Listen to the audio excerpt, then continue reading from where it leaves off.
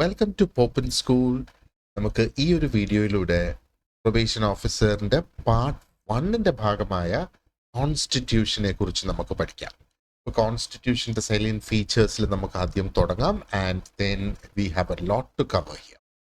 അപ്പോൾ കോൺസ്റ്റിറ്റ്യൂഷനെ കുറിച്ച് നമ്മൾ ഡിസ്കസ് ചെയ്ത് തുടങ്ങുന്നതിന് മുന്നേ കഴിഞ്ഞ വർഷങ്ങളിൽ കഴിഞ്ഞ 2 പരീക്ഷകളിലായിട്ട് 4 ചോദ്യങ്ങൾ കോൺസ്റ്റിറ്റ്യൂഷനെ ബേസ് ചെയ്ത് വന്നിട്ടുണ്ടായിരുന്നു. അതുകൂടാതെ PSCയുടെ മറ്റ് അനേകം പരീക്ഷകൾക്കും കോൺസ്റ്റിറ്റ്യൂഷൻ ഒരു ഭാഗമായിട്ടുള്ളതിൻ്റെയൊക്കെ ഒരു 5-6 ക്വസ്റ്റ്യൻസും കൂടെ ഞാൻ അങ്ങനെ ഒരു മൊത്തം 10 ക്വസ്റ്റ്യൻസ് ഇവിടെയുണ്ട്. ആ ക്വസ്റ്റ്യൻസ് നമുക്കൊന്ന് നോക്കിയിട്ട് നമുക്ക് ലെസണിലേക്ക് കിടക്കാം. അപ്പോൾ ഈ ക്വസ്റ്റ്യൻസ് നമ്മൾ ആദ്യമേ ഇപ്പോൾ ഒന്ന് നോക്കുന്നത് എന്ത് തരത്തിലുള്ള ഇൻഫർമേഷൻ ഇതിനു മുന്നേ വന്നിട്ടുണ്ട് എന്ന് നമുക്ക് മനസ്സിലാക്കാം. ഇനി അതേ തരത്തിലുള്ള ക്വസ്റ്റ്യൻസ് തന്നെ വരണമെന്ന് നിർബന്ധമൊന്നുമില്ല. ബട്ട് ദെൻ അറ്റ്ലീസ്റ്റ് ആ ഒരു ട്രെൻഡ് ഉണ്ടോ, ക്വസ്റ്റ്യൻസ് അങ്ങനെ വരാൻ സാധ്യതയുണ്ടോ, PSC ഏത് രീതിയിൽ ക്വസ്റ്റ്യൻസ് ഉണ്ടാക്കുന്നു എന്നൊക്കെ നമുക്കൊന്ന് മനസ്സിലാക്കാം. സ്പെസിഫിക്കലി കോൺസ്റ്റിറ്റ്യൂഷൻ റിലേറ്റഡ് ആയിട്ടുള്ള ക്വസ്റ്റ്യൻസ്. ഓക്കെ, സോ ഇതാണ് ആദ്യത്തെ ചോദ്യം ഇവിടെ. ഇപ്പം പ്രൊബേഷൻ ഓഫീസറുടെ ഇതിന് മുന്നേ 2019 പിന്നെ 22 ആയിരുന്നു എന്ന് തോന്നുന്നു. നടന്നിരുന്നത് 22 20 ആയിരുന്നു. അപ്പോൾ അതിൽ നിന്ന് 4 ചോദ്യങ്ങൾ എടുത്തിട്ടുണ്ട് ഞാൻ. ഒരെണ്ണം ഇതാണ്. Article 368 of the constitution deals with. അപ്പൊ 368 എന്തിനാണ് ഡീൽ ചെയ്യുന്നത്? ഒഫീഷ്യൽ ലാംഗ്വേജ് ആണോ, power of the parliament to amend the constitution ആണോ, അതോ special provisions to north eastern states, അതോ ഗവർണേഴ്സ് ഓഫ് സ്റ്റേറ്റ്സിനെ കുറിച്ചുള്ളതാണ്? Well, article 368 specifically option B ആണ് നമ്മുടെ ആൻസർ ഇവിടെ. Power of the parliament to amend the constitution എന്നുള്ളത്. ഓക്കെ, അപ്പൊ 368 ശരിക്കും പാർലമെന്റിന് ആ ഒരു അതോറിറ്റി കൊടുക്കുന്നതാണ്. കോൺസ്റ്റിറ്റ്യൂഷനെ തന്നെ അമെൻഡ് ചെയ്യാനുള്ള ആ ഒരു അതോറിറ്റി അവിടെ വരുന്നത്. അപ്പൊ ഇത് സോഷ്യൽ ജസ്റ്റിസുമായിട്ട് എങ്ങനെയാണ് ഇത് കണക്റ്റഡ് ആയിട്ട് വരുന്നത്? സോഷ്യൽ ജസ്റ്റിസുമായിട്ട് നമുക്ക് നോക്കുവാണെന്നുണ്ടെങ്കിൽ ശരിക്കും എന്താ പറയണ്ടേ, സോഷ്യൽ ജസ്റ്റിസ് ഇവിടെ ഒന്ന് പ്രയോറിറ്റൈസ് ചെയ്യുന്നു എന്ന് വേണമെങ്കിൽ നമുക്ക് പറയാം. അപ്പം അതിൻ്റെ ഒരു കോൺസെപ്റ്റിൽ നിന്ന് നമ്മൾ ഈ ഒരു ചോദ്യത്തിനെ കുറിച്ചൊന്ന് ആലോചിച്ച് നോക്കുവാണെന്നുണ്ടെങ്കിൽ, ഫോർ എക്സാമ്പിൾ 42ാമത്തെ 44ാമത്തെ അമെൻമെന്റ്സ് ഒക്കെ നമ്മൾ നോക്കുവാണെന്നുണ്ടെങ്കിൽ individual rights, individual duties, social equity in governing structures അല്ലെങ്കിൽ ഗവർണൻസിന്റെ സ്ട്രക്ചേഴ്സിലുള്ള സോഷ്യൽ ഇക്വിറ്റി, അതിനെയൊക്കെ അഡ്രസ്സ് ചെയ്തുകൊണ്ട് വന്നിട്ടുള്ള അമെൻമെന്റ്സ് ആണ്. അപ്പോൾ നോക്ക്, ആ ഒരു രീതിയിൽ വേണമെങ്കിൽ നമുക്ക് അതിനെ ഇവിടെ ബന്ധപ്പെടുത്താം. അപ്പോൾ ഏത് രീതിയിൽ, എന്ത് സോഴ്സിൽ നിന്ന് ആ ഒരു ചോദ്യം വന്നു and how it is related to the social justice department എന്നുള്ളത്. ഓക്കെ, സോ ഇതിന്റെ ആൻസർ ഓപ്ഷൻ ബി ആണ്. അടുത്ത ചോദ്യം നമുക്ക് നോക്കാം. Fundamental duties were added to the Indian constitution in the year. Okay, ഇതൊരു ജനറിക് ക്വസ്റ്റ്യൻ ആണ് എന്ന് വേണമെങ്കിൽ നമുക്ക് പറയാം. പക്ഷെ ഫണ്ടമെന്റൽ ഡ്യൂട്ടീസ് എന്ന് പറയുമ്പോഴത്തേക്ക് ഒരു സെൻസ് ഓഫ് റെസ്പോൺസിബിലിറ്റി പ്രൊമോട്ട് ചെയ്യുന്ന ഒന്നാണ് അല്ലേ. സോ ടുവേർഡ്സ് സോഷ്യൽ വെൽഫെയറിലേക്കുള്ള ആ ഒരു സെൻസ് ഓഫ് റെസ്പോൺസിബിലിറ്റി വരുന്നു. സോഷ്യൽ ജസ്റ്റിസിനെ തന്നെ സപ്പോർട്ട് ചെയ്യുന്ന ഒരു സിറ്റുവേഷൻ നമുക്കിവിടെ കാണാം. ബിക്കോസ് ഓരോ ഇൻഡിവിജ്വൽസിനെയും എൻകറേജ് ചെയ്യാണ് മറ്റുള്ളവരുടെ റൈറ്റ്സിനെ നമ്മൾ ബഹുമാനിക്കുന്നതിനും ഒരു കമ്മ്യൂണൽ ഹാർമണി മെയിൻറ്റെയിൻ ചെയ്ത് കൊണ്ടുപോകുന്നതിനും എന്നൊക്കെ. ഓക്കെ, സോ ഫണ്ടമെന്റൽ ഡ്യൂട്ടീസിന്റെ കാര്യം അങ്ങനെ വേണമെങ്കിൽ നമുക്ക് പറയാം. ഇത് നമ്മുടെ ആൻസർ എന്ന് പറയുന്നത് ഇസ് 1976. ഓപ്ഷൻ ഡി ആണ് നമ്മുടെ ആൻസർ. ഇപ്പൊ 1976 ഫണ്ടമെന്റൽ ഡ്യൂട്ടീസ് ശരിക്കും ആർട്ടിക്കിൾ 51A ആഡ് ചെയ്തിട്ടുള്ളത്.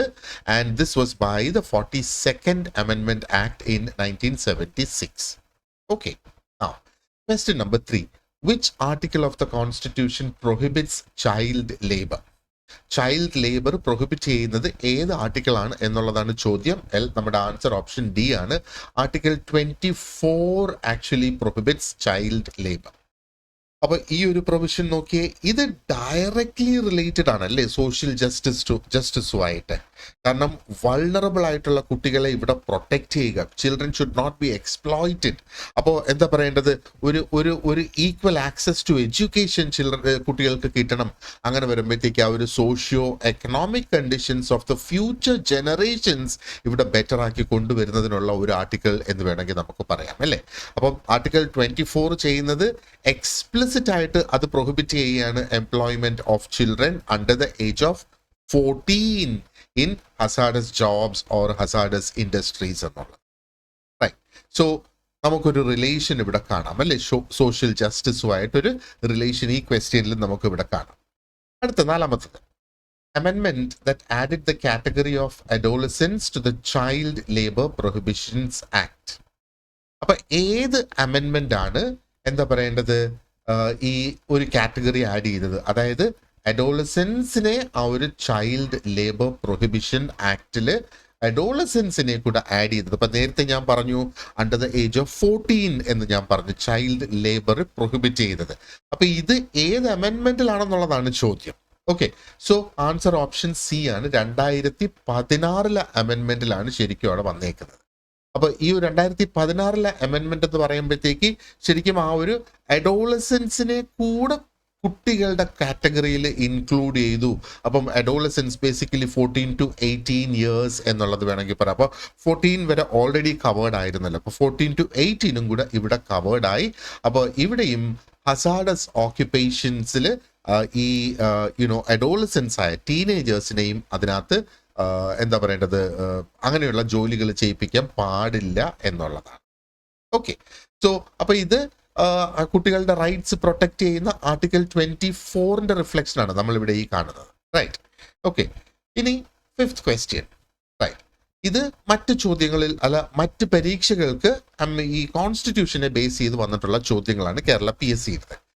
Now, which article of the Indian Constitution provides for the interstate council to promote cooperation among states? അപ്പോൾ ആ ഒരു സ്റ്റേറ്റ്സുകൾ തമ്മിൽ ഒരു കോഓപ്പറേഷൻ ബിൽഡ് ചെയ്യുന്നതിന് വേണ്ടിയിട്ട് ഇന്റർസ്റ്റേറ്റ് കൗൺസിൽ ഉണ്ട്. അപ്പൊ ഏത് ആർട്ടിക്കിളിലാണ് ഈ ഇന്റർസ്റ്റേറ്റ് കൗൺസിൽസിന്റെ കാര്യം ഇവിടെ പറയുന്നത്? അപ്പൊ interstate council four promoting cooperation എന്നുള്ളത്. So the answer is option B, article 263 ആണ്. അപ്പോൾ ഈ 263 ആക്ച്വലി അത് പ്രസിഡന്റിന് ആ ഒരു എന്താ പറയുന്നത് ഇന്ത്യൻ പ്രസിഡന്റിന് അതിനുള്ള റൈറ്റ്സ് കൊടുക്കുകയാണ്, അല്ലെങ്കിൽ അതിനുള്ള പവേഴ്സ് കൊടുക്കുകയാണ് ടു എസ്റ്റാബ്ലിഷ് ഈ ഒരു ഇന്റർ സ്റ്റേറ്റ് കൗൺസിൽ എസ്റ്റാബ്ലിഷ് ചെയ്യുക. ആൻഡ് ഇത് എസ്റ്റാബ്ലിഷ് ചെയ്യുന്ന എന്തിനാണ്? ദേ ഷുഡ് ബി കോർഡിനേഷൻ, നല്ലൊരു coordination between the States.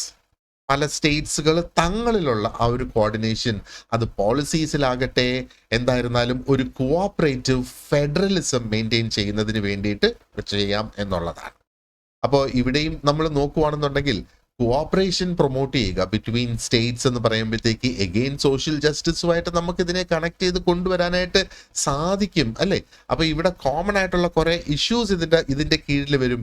Issues like poverty, issues like health, education and ഒരു social justice to be enhanced across regions എന്ന് വേണമെങ്കിൽ നമുക്ക് പറയാം. Okay, so let's look at question number 6. The right to constitutional remedies is found under which article? Constitutional, right to constitutional remedies ഏത് ആർട്ടിക്കിളിലാണ് ഉള്ളതെന്നാണ് ചോദ്യം. So the answer is option D, article 32 അതുള്ളത്. Right to constitutional remedies എന്നുള്ളത്.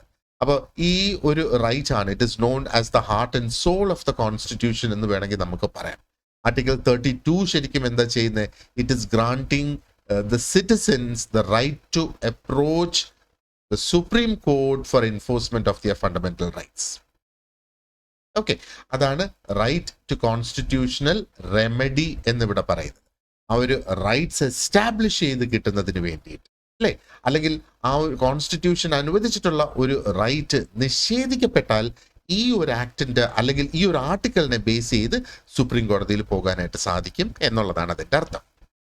Number 7. Under which article are fundamental duties listed in the Constitution? ഇത് വളരെ important ആയിട്ടുള്ള ഒരു question ആണ്. ഇത് നോക്കി വെച്ചോളുക. Fundamental duties, very important. Okay, answer is option D, article 51A എന്നുള്ളതാണ്. അപ്പോൾ അവിടെയാണ് ആ ഒരു ഫണ്ടമെന്റൽ ഡ്യൂട്ടീസ് ലിസ്റ്റ് ചെയ്തിട്ടുള്ളത്. And at the same time citizens are urged to abide by the constitution. ആ നാഷണൽ സിംബൽസിനെ റെസ്പെക്ട് ചെയ്യേണ്ടതായിട്ടുണ്ട്. And harmony among diverse communities അത് മെയിൻറ്റെയിൻ ചെയ്തൊക്കെ കൊണ്ടുപോകുക എന്നുള്ളതൊക്കെയാണ് ശരിക്കും ഈ ആർട്ടിക്കിൾ 51A ശരിക്കും വരുന്നത്. Now question number 8. Which article empowers the president to issue ordinances? പ്രസിഡന്റിന് ഓർഡിനൻസ് പുറപ്പെടുവിക്കാനുള്ള ആ ഒരു റൈറ്റ് ഏത് ആർട്ടിക്കിൾ മുഖാന്തരമാണ് കൊടുത്തിട്ടുള്ളത്? The answer is option B, article 123. 123 actually gives power to the president ordinances issue ചെയ്യുന്നതിന് വേണ്ടിയിട്ട്. ആ ഒരു ഒരു പാർലമെന്റ് സെഷനിലല്ലാത്ത ഒരു സമയത്ത് ഓർഡിനൻസസ് ഇഷ്യൂ ചെയ്യാനായിട്ട് പ്രസിഡന്റിന് സാധിക്കും. അപ്പോൾ ഒരു ഇമ്മീഡിയറ്റ് ലെജിസ്ലേറ്റീവ് ആക്ഷൻ ആവശ്യമുള്ള സാഹചര്യത്തിൽ, ഏർജന്റ് മാറ്റേഴ്സിൽ ഒരു ഇമ്മീഡിയറ്റ് ആക്ഷൻ ആവശ്യമായിട്ട് വരുന്നത്. ആൻഡ് പാർലമെന്റ് ആക്ച്വലി ആ സമയത്ത് parliament is not in session എന്നുള്ള സിറ്റുവേഷനിൽ പ്രസിഡന്റിന് ഈ ഒരു പവർ ഉപയോഗിക്കാം.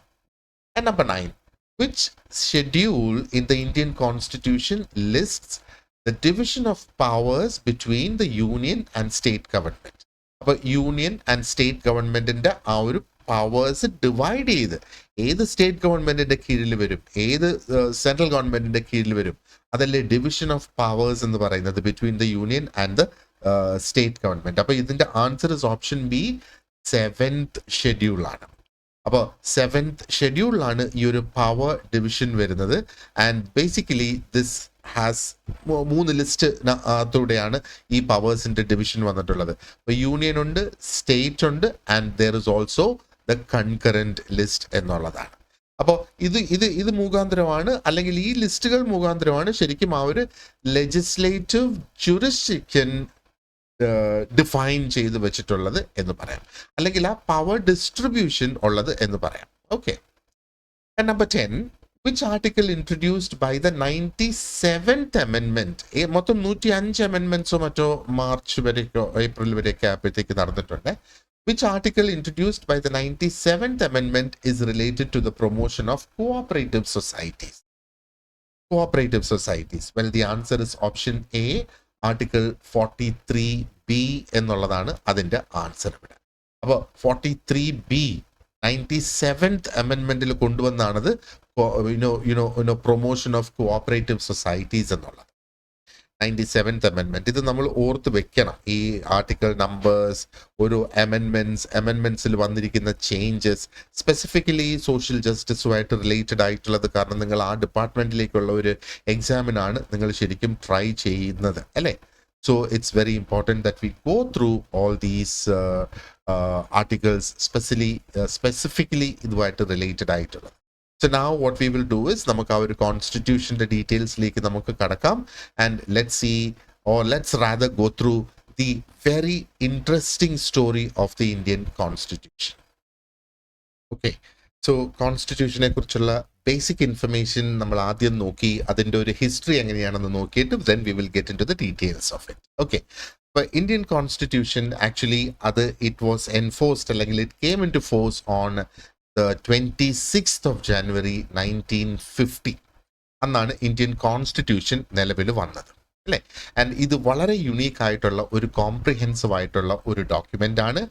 ആൻഡ് നമ്മൾ നോക്കുകയാണെന്നുണ്ടെങ്കിൽ it is globally recognised as being the most detailed and the extensive written constitution. ലോകത്തിലെ തന്നെ ഏറ്റവും ഡീറ്റെയിൽഡ് ആയിട്ടുള്ള, ഏറ്റവും എക്സ്റ്റെൻസീവ് ആയിട്ട് എഴുതിയിട്ടുള്ള കോൺസ്റ്റിറ്റ്യൂഷൻ എന്ന വിശേഷണം ഈ ഒരു കോൺസ്റ്റിറ്റ്യൂഷന് ഉണ്ട്. ഓക്കെ, അപ്പോൾ ഈ കോൺസ്റ്റിറ്റ്യൂഷൻ ശരിക്കും ഫ്രെയിം ചെയ്തത് വാസ് ദ കോൺസ്റ്റിറ്റ്യൂവന്റ് അസംബ്ലി. അപ്പോൾ തുടക്കത്തിൽ എന്താ പറയേണ്ടത്, ഇത് ഫ്രെയിം ചെയ്ത സമയത്ത് അതിനകത്ത് 395 ആർട്ടിക്കിൾസ് ഉണ്ടായിരുന്നു. ആൻഡ് ഇതിനെ സ്ട്രക്ചർ ചെയ്തിരുന്നത് 22 പാർട്സും 8 ഷെഡ്യൂൾസും അല്ലെങ്കിൽ സ്കെഡ്യൂൾസുമായിട്ട്. അപ്പോൾ 22 പാർട്സ് 8 ഷെഡ്യൂൾസ് ആയിട്ട് മൊത്തം 395 ആർട്ടിക്കിൾസ് ഉള്ള ആ ഒരു കോൺസ്റ്റിറ്റ്യൂഷൻ എന്ന് പറയുന്നത് നമ്മുടെ കോൺസ്റ്റിറ്റ്യൂഷൻ ലോകത്തിലെ ഏറ്റവും ലെങ്തിയസ്റ്റ് കോൺസ്റ്റിറ്റ്യൂഷൻ ആയി മാറി എന്നുള്ളതാണ്. എന്നാൽ ഇന്നത്തെ അവസ്ഥയിൽ നമ്മൾ കോൺസ്റ്റിറ്റ്യൂഷന്റെ കാര്യം നോക്കുവാണെങ്കിൽ 395 നിന്ന് അത് എക്സ്പാൻഡ് ചെയ്ത് 448 ആർട്ടിക്കിൾസും ഉണ്ട്, 12 സ്കെഡ്യൂൾസും ഉണ്ട്. അത് ഒരുപാടധികം അമെൻമെന്റ്സ് നടന്ന് പുതിയ പുതിയ ഐറ്റംസ് ഇതിനകത്ത് ഇൻക്ലൂഡ് ചെയ്തത് കൊണ്ടാണ് ഇത് സംഭവിച്ചത്. ഇനി മാത്രമല്ല, ഈ നമ്പേഴ്സ് കൂടുമ്പോഴത്തേക്ക് നമുക്ക് മനസ്സിലാക്കാം നമ്മുടെ കോൺസ്റ്റിറ്റ്യൂഷൻ എന്ന് പറയുന്നത് എന്തുമാത്രം ഡൈനമിക് ആയിട്ടുള്ള ഒരു കോൺസ്റ്റിറ്റ്യൂഷൻ ആണ്. ഇനി അതുമല്ലെങ്കിൽ ഇന്ത്യയുടെ ആ ഒരു ഗവർണൻസിന്റെ നേച്ചർ തന്നെ നമ്മൾ നോക്കുകയാണെന്നുണ്ടെങ്കിൽ അത് സ്റ്റാഗ്നന്റ് അല്ല, അത് ഡൈനമിക്കാണ്. കാലത്തിനനുസരിച്ച് അതിനകത്ത് മാറ്റങ്ങൾ വരുത്തുന്നുണ്ട് അല്ലേ? കാരണം കണ്ടിന്യൂസ് ആയിട്ടുള്ള ഒരു എവല്യൂഷൻ ഇവിടെ നടക്കുന്നുണ്ട്. Evolution of political, social and economic conditions in the country. അപ്പോൾ അത് അഗെയിൻ അനദർ ബിഗസ്റ്റ് പോയിന്റ് എന്ന് വേണമെങ്കിൽ നമുക്ക് പറയാം. ഇനി കോൺസ്റ്റിറ്റ്യൂഷന്റെ ഉള്ളടക്കത്തെ കുറിച്ച് ചെറുതാക്കി ഒന്ന് പറയാനാണെന്നുണ്ടെങ്കിൽ അതിനകത്ത് ഒരുപാടധികം ഡൈവേഴ്സ് ആയിട്ടുള്ള socio political realities of India അതിനകത്ത് അഡ്രസ് ചെയ്തു വരുന്നുണ്ട്. അതിനകത്ത് ഒരുപാടധികം പ്രൊവിഷൻസ് ഉണ്ട് for both the union and the States. ഇവിടെ യൂണിയൻ എന്ന് പറയുമ്പോഴത്തേക്ക് സെൻട്രൽ ഗവൺമെന്റിനെയാണ് നമ്മൾ ഉദ്ദേശിക്കുന്നത്. ആൻഡ് അതിനകത്ത് ഒരുപാട് ജസ്റ്റിക്കബിൾ ആയിട്ടുള്ള അല്ലെങ്കിൽ നോൺ ജസ്റ്റിക്കബിൾ ആയിട്ടുള്ള റൈറ്റ്സും ഒക്കെ അതിനകത്ത് ഉൾപ്പെടുത്തി വന്നിട്ടുണ്ട് എന്നുള്ളതാണ്. അഡ്മിനിസ്ട്രേറ്റീവ് ഫ്രെയിംവർക്സ് എങ്ങനെയായിരിക്കണം എന്നുള്ളതിന്റെ ഡീറ്റെയിൽസ് അതിനകത്ത് കൊടുത്തിട്ടുണ്ട്. And there is also a provision to resolve regional unique ആയിട്ടുള്ള റീജിയണൽ ഇഷ്യൂസ് റിസോൾവ് ചെയ്യാനുള്ള പ്രൊവിഷൻ വരെ നമ്മുടെ കോൺസ്റ്റിറ്റ്യൂഷനിൽ ഉണ്ട് എന്നുള്ളതാണ്. ഇനി നമ്മുടെ കോൺസ്റ്റിറ്റ്യൂഷന്റെ മറ്റൊരു ഹൈലൈറ്റ് എന്ന് പറയുന്നത് ഇതിനകത്ത് നമ്മൾ കോൺസ്റ്റിറ്റ്യൂഷൻ പ്രിപ്പയർ ചെയ്യുന്ന സമയത്ത് ഒരുപാട് രാജ്യങ്ങളുടെ കോൺസ്റ്റിറ്റ്യൂഷൻസ് എടുത്ത് പഠിച്ചിരുന്നു. ഐ മീൻ ഒരു ഇൻസ്പിറേഷണൽ ഐഡിയാസ് ലഭിക്കുന്നതിന് വേണ്ടിയിട്ട് ഒരുപാട് രാജ്യങ്ങളുടെ കോൺസ്റ്റിറ്റ്യൂഷൻ എടുത്തു പഠിച്ചു. അത് മാത്രമല്ല ഒത്തിരി അധികം എലിമെന്റ്സ് നമ്മൾ ഇതിനകത്ത് British constitution, American, Canadian, Irish constitutions ഒക്കെ എടുത്ത് ആ ഒരു എന്താ പറയണ്ടേ ഇന്ത്യയുടെ യുണീക്ക് ആയിട്ടുള്ള സർക്കംസ്റ്റൻസസിന് സൂട്ട് ആകത്തക്ക രീതിയിൽ. ഇന്ത്യയുടെ യുണീക്ക് സർക്കംസ്റ്റൻസ് എന്ന് പറയുന്നത് is the diversity of India എന്നുള്ളതാണ് ഇന്ത്യയുടെ യുണീക്ക് ആയിട്ടുള്ള ആ ഒരു സർക്കംസ്റ്റൻസ് എന്ന് നമുക്ക് പറയാം അല്ലേ? ഓക്കെ, ഈ കോൺസ്റ്റിറ്റ്യൂഷന്റെ ഏറ്റവും ഇൻട്രസ്റ്റിംഗ് ആയിട്ടുള്ള ഭാഗമാണ് ഇനി നമ്മൾ ഡിസ്കസ് ചെയ്യുന്നത്. അതായത് ഈ ഒരു കോൺസ്റ്റിറ്റ്യൂഷന്റെ ഡെവലപ്മെന്റ്, അതിന്റെ ഹിസ്റ്ററി എങ്ങനെയായിരുന്നു എന്നുള്ളതാണ്. ഓക്കെ, അപ്പോൾ ഈ ഒരു ഇന്ത്യൻ കോൺസ്റ്റിറ്റ്യൂഷന്റെ മേക്കിംഗ് അത് ഉണ്ടാക്കുന്നത് ശരിക്കും അത് രൂപപ്പെടുത്തി എടുത്തത് അല്ലെങ്കിൽ രൂപപ്പെട്ടു വന്നത് is by India's colonial history, freedom struggle and ഇത് കൂടാതെ നമ്മുടെ ആ ഒരു സമയത്ത് നമ്മുടെ കോൺസ്റ്റിറ്റ്യൂവന്റ് അസംബ്ലിയുടെ ഒരു വിഷനും കൂടെ ഇതിനകത്ത് വരുന്നുണ്ട്. അപ്പോൾ അന്ന് നമുക്ക് നിലനിന്ന സാഹചര്യങ്ങളാണ് നമ്മുടെ ആ ഒരു കൊളോണിയൽ ഹിസ്റ്ററി ഏകദേശം അത് വന്ന് അവസാനിച്ച സമയം അല്ലേ? അതേപോലെ ഫ്രീഡം സ്ട്രഗിൾ അത് അന്നേരവും ഫ്രഷ് ആയിട്ട് മനുഷ്യന്റെ മനസ്സിൽ നിൽക്കുന്ന ആ ഒരു ടൈം എന്നുള്ളത്. ആൻഡ് കോൺസ്റ്റിറ്റ്യൂന്റ് അസംബ്ലിക്ക് അന്ന് എന്തായിരുന്നു വിഷൻ ഉണ്ടായിരുന്ന അതിൻ്റെയൊക്കെ ഒരു റിഫ്ലക്ഷൻ ആണ് നമ്മുടെ ഈ കോൺസ്റ്റിറ്റ്യൂഷൻ എന്ന് നമുക്ക് പറയാം. അപ്പോൾ ഈ ഒരു ഹിസ്റ്റോറിക്കൽ കോണ്ടെക്സ്റ്റ് നമ്മളൊന്ന് അറിഞ്ഞിരിക്കുന്നത് വളരെയധികം ഇമ്പോർട്ടൻ്റ് ആണ്. എങ്കിൽ മാത്രമേ ഈ ഒരു കോൺസ്റ്റിറ്റ്യൂഷന്റെ ഒരു കോംപ്രിഹെൻസീവ് ആയിട്ടുള്ള ആ ഒരു നേച്ചർ, ആ ഒരു സ്വഭാവം നമുക്ക് മനസ്സിലാക്കി എടുക്കാനായിട്ട് സാധിക്കുകയുള്ളൂ. ഓക്കെ, അപ്പോൾ ഏർലി കോൺസ്റ്റിറ്റ്യൂഷണൽ ഡെവലപ്മെന്റ്സ് ആ ഒരു 1858 to 1947. അപ്പോൾ 47 ശേഷം അത് ആക്ച്വലി ഉണ്ടാകുന്നു. ബട്ട് അതിനു മുന്നേ നമുക്ക് എന്തുണ്ടായിരുന്നു എന്നുള്ളതാണ് ചോദ്യം. ഓക്കെ, അപ്പോൾ നമുക്കൊന്ന് ഗവൺമെന്റ് ഓഫ് ഇന്ത്യ ആക്ട് ഉണ്ടായിരുന്നു 1858. And then we had Government of India Acts of 1919 and 1935. നമ്മുടെ ആ ഒരു കോൺസ്റ്റിറ്റ്യൂഷൻ ഉണ്ടാകുന്നതിന് മുന്നേ we were already governed by these acts എന്നുള്ളത്. അപ്പൊ നമുക്കറിയാം ഈ ആക്ടുകൾ എന്നൊക്കെ പറയുന്നത് ശരിക്കും ബ്രിട്ടീഷേഴ്സ് തന്നെ അത് ഉണ്ടാക്കി ഇംപ്ലിമെന്റ് ചെയ്തത് എന്ന് വേണമെങ്കിൽ നമുക്ക് പറയാം അല്ലെ? അപ്പോൾ ഈ ഒരു ഇന്ത്യൻ റിബല്യൻ ഓഫ് 1857 എന്ന് കണക്കാക്കുക. അപ്പൊ 1857 ആ ഒരു ഇന്ത്യൻ റിബല്യൻ ഉണ്ടായി. അതിനുശേഷം എന്താണ് ശരിക്കും സംഭവിച്ചത്? ബ്രിട്ടീഷ് കൺട്രോൾ ഓവർ ഇന്ത്യ അത് ഫോർമലി സ്റ്റാർട്ട് ചെയ്തു ആ ഒരു ഗവൺമെന്റ് ഓഫ് ഇന്ത്യ ആക്ട് 1858. ബ്രിട്ടീഷിന്റെ ഒരു ഫോർമൽ കൺട്രോൾ ആ ഒരു സമയം മുതൽ സ്റ്റാർട്ട് ചെയ്യുന്നു എന്ന് വേണമെങ്കിൽ നമുക്ക് പറയാം. അപ്പൊ ഈ ഒരു ആക്ട് ആണ് ശരിക്കും, അതായത് ഈ 1858 ഈ ഒരു ആക്ട് ആണ് ശരിക്കും ആ ഒരു ഈസ്റ്റ് ഇന്ത്യ കമ്പനിക്ക് എന്താ പറയേണ്ടത്, അല്ലെങ്കിൽ ആ ഈ ഒരു ആക്ട് ആണ് ശരിക്കും ഈസ്റ്റ് ഇന്ത്യ കമ്പനിയിൽ നിന്ന് ബ്രിട്ടീഷ് ക്രൗണിലേക്ക് രാജ്യത്തിന്റെ ആ ഒരു ഭരണാധികാരികം ട്രാൻസ്ഫർ ആയി കൊടുത്ത ഒരു ആക്ട് ആണിത് എന്നുള്ളത് പറയാം. അതിനുശേഷം സബ്സിക്വൻ്റ് ആയിട്ടുള്ള constitutional developments actually it laid the ground work എന്ന് വേണമെങ്കിൽ നമുക്ക് പറയാം ഇന്ത്യയുടെ ആ ഒരു ഫ്യൂച്ചർ ഗവർണൻസിന് വേണ്ടിയിട്ട്. അപ്പോൾ ഈ ഒരു ഗവൺമെന്റ് ഓഫ് ഇന്ത്യ ആക്ട് 1858 പ്രാധാന്യം എന്ന് പറയുന്നത് ഈസ്റ്റ് ഇന്ത്യ കമ്പനിയിൽ നിന്ന് ബ്രിട്ടീഷ് ക്രൗണിലേക്ക് ആ ഒരു ട്രാൻസ്ഫറൻസ് ഓഫ് അതോറിറ്റി അവിടെ വന്നു എന്നുള്ളതാണ്. ഇനി എന്താ പറയേണ്ടത്, ഈ government of India acts of 1919 and 1935 നമ്മൾ നോക്കുകയാണെന്നുണ്ടെങ്കിൽ പ്രത്യേകിച്ചും they were influential in shaping the federal structure. നമ്മുടെ ആ ഒരു ഫെഡറൽ സംവിധാനത്തിന്റെ ഏകദേശം ഒരു രൂപം എന്ന് വേണമെങ്കിൽ നമുക്ക് പറയാം. ആൻഡ് ആ ഒരു കാലഘട്ടത്തിലാണ് ശരിക്കും ആ ഒരു എന്താ പറയേണ്ടത് റെപ്രസെൻറ്റേറ്റീവ് ഇൻസ്റ്റിറ്റ്യൂഷൻസ് അവിടെ വന്നത്. ആ ഒരു കൊളോണിയൽ കൺട്രോളിൽ ആയിരുന്നു എങ്കിൽ പോലും. അപ്പോൾ 1935 ആക്ട് എന്ന് പറയുന്നത് that actually served as a blueprint for India's federal system. 1935 act ആണ് ശരിക്കും ഇന്ത്യയുടെ ഫെഡറൽ സിസ്റ്റത്തിന്റെ ഒരു ബ്ലൂ പ്രിന്റ് ആയിട്ട് പിന്നീട് മാറിയത് എന്ന് വേണമെങ്കിൽ നമുക്ക് പറയാം. Okay, right. ഇനി formation of the constituent assembly 1946. അപ്പോൾ ഇവിടെ നമ്മൾ 58 to 47 ഏകദേശം 100 വർഷത്തിനടുത്തുള്ള കാലമാണ് നമ്മളിവിടെ ഈ പറയുന്നത്. ആൻഡ് ആ ഒരു കോൺസ്റ്റിറ്റ്യൂവന്റ് അസംബ്ലി 1946 ഫോം ചെയ്തത്, അതിനെക്കുറിച്ച് നമ്മൾ പറയുന്നത്. ഓക്കെ, അപ്പോൾ ഈ കോൺസ്റ്റിറ്റ്യൂവന്റ് അസംബ്ലി 46 ഫോം ചെയ്തു. ആൻഡ് അതിനുശേഷം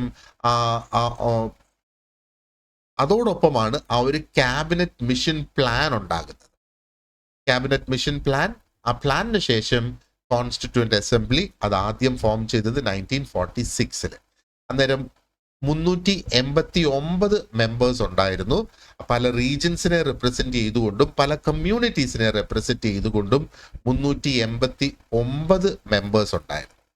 ആൻഡ് ഇവരുടെ പ്രധാന ടാസ്ക് എന്ന് പറയുന്നത് കോൺസ്റ്റിറ്റ്യൂഷൻ ഡ്രാഫ്റ്റ് ചെയ്യുക എന്നുള്ളതാണ്. അതിനാണ് ഈ ഒരു കോൺസ്റ്റിറ്റ്യൂവന്റ് അസംബ്ലി ഫോം ചെയ്തത് 1946. And doctor Rajendra Prasad was elected president of the assembly. Okay, അപ്പൊ രാജേന്ദ്ര പ്രസാദ് അതിന്റെ പ്രസിഡന്റ് ആയിരുന്നു. ആൻഡ് ഡോക്ടർ BR അംബേദ്കർ ആയിരുന്നു ആ ഒരു ഡ്രാഫ്റ്റിംഗ് കമ്മിറ്റിയുടെ ചെയർമാൻ. ഈ രണ്ട് പേരുകളും ഓർത്തു വെച്ചുകൊള്ളുക. ഓക്കെ, ആൻഡ് ഓൾമോസ്റ്റ് 3 വർഷത്തെ ഡെലിബറേഷൻസിന് ശേഷം, ഡെലിബറേഷൻസ് എന്ന് പറഞ്ഞാൽ എന്താ, ശരിക്കും ഉള്ള ആ ഒരു ബ്രെയിൻ സ്റ്റോമിംഗ് ആയിട്ടുള്ള ചർച്ചകൾക്ക് ശേഷം ആ ഒരു ഫൈനൽ ഡ്രാഫ്റ്റ് രൂപപ്പെട്ടു. And this was adopted on the 26th of November 1949. And it came into effect on 26th of January 1950. അതിനെയാണ് നമ്മൾ എല്ലാ വർഷവും റിപ്പബ്ലിക് ദിനമായിട്ട് നമ്മൾ ആചരിക്കുന്നത് 26th of January 1950. കാരണം അന്നാണ് അത് എഫക്റ്റിൽ വന്നത് എന്നുള്ളതാണ്. അപ്പോൾ അതിൻ്റെ ഒരു ബ്രീഫ് ഹിസ്റ്ററി നമ്മൾ നോക്കുന്നത്. റൈറ്റ്, ഇനി ഇൻഫ്ലുവൻസസ് ഫ്രം അതർ സോഴ്സസ്, ഇത് ഇച്ചിരി ഡീറ്റെയിൽ ആയിട്ട് നമ്മൾ ഇതൊന്ന് നോക്കും. അപ്പോൾ ഈ നമ്മുടെ കോൺസ്റ്റിറ്റ്യൂഷൻ ഫ്രെയിം ചെയ്ത വ്യക്തികൾ ശരിക്കും ഒരുപാടധികം പ്രിൻസിപ്പിൾസ് ഒത്തിരിയധികം ഗ്ലോബൽ കോൺസ്റ്റിറ്റ്യൂഷൻസിൽ നിന്ന് അവർ അഡോപ്റ്റ് ചെയ്തിട്ടുണ്ട് എന്നുള്ളതാണ്. ബ്രിട്ടീഷ് പാർലമെന്ററി സിസ്റ്റം അതിനകത്തുണ്ട്, US-ന്റെ യുണൈറ്റഡ് സ്റ്റേറ്റ്സിന്റെ ബിൽ ഓഫ് റൈറ്റ്സ് ഉണ്ട്, എന്താ പറയേണ്ടത് അയർലൻഡിൽ അവരുടെ directive principles of state policy ഉണ്ട്. ആൻഡ് ആ ഒരു കനേഡിയൻ ഫെഡറൽ സിസ്റ്റത്തിന്റെ സ്ട്രക്ചർ ശരിക്കും നമ്മുടെ സിസ്റ്റത്തിന് ഒരു കീ ഇൻഫ്ലുവൻസ് ആയി എന്ന് വേണമെങ്കിൽ നമുക്ക് പറയാം.